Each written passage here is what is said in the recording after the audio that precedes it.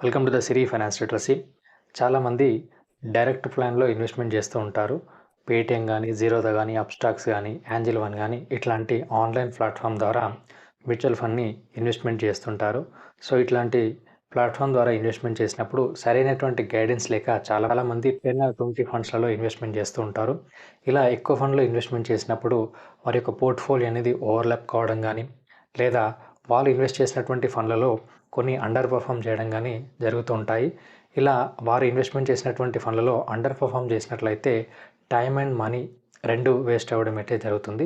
So, అట్లాంటి వాటిని avoid చేయడం కోసం మంచి మ్యూచువల్ ఫండ్ అడ్వైజర్‌ని కన్సల్ట్ అయ్యి మీ యొక్క పోర్ట్‌ఫోలియోని రివ్యూ చేసుకున్నట్లయితే మీ గోల్ బేస్డ్‌గా ఎలాంటి ఫండ్లలో ఇన్వెస్ట్ చేయాలో వారైతే చెప్పడం జరుగుతుంది. సో, అట్లాంటి ఫండ్లలో గనుక మీరు ఇన్వెస్ట్‌మెంట్ చేసినట్లయితే టైమ్ అండ్ మనీ అనేది సేవ్ అవుతుంది.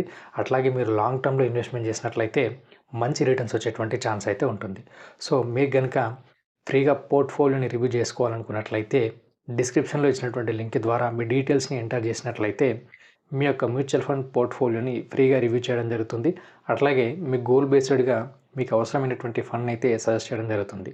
సో, మీకు లాంగ్ టర్మ్‌లో అంటే 5 ఇయర్స్ పాటు ఇన్వెస్ట్‌మెంట్ చేయాలనుకున్నట్లయితే లార్జ్ క్యాప్ అట్లాగే మిడ్ క్యాప్, ఫ్లెక్సీ క్యాప్‌లో గనుక ఇన్వెస్ట్‌మెంట్ చేసినట్లయితే లాంగ్ టర్మ్‌లో మంచి రిజల్ట్ వచ్చేటువంటి ఛాన్స్ అయితే ఉంటుంది.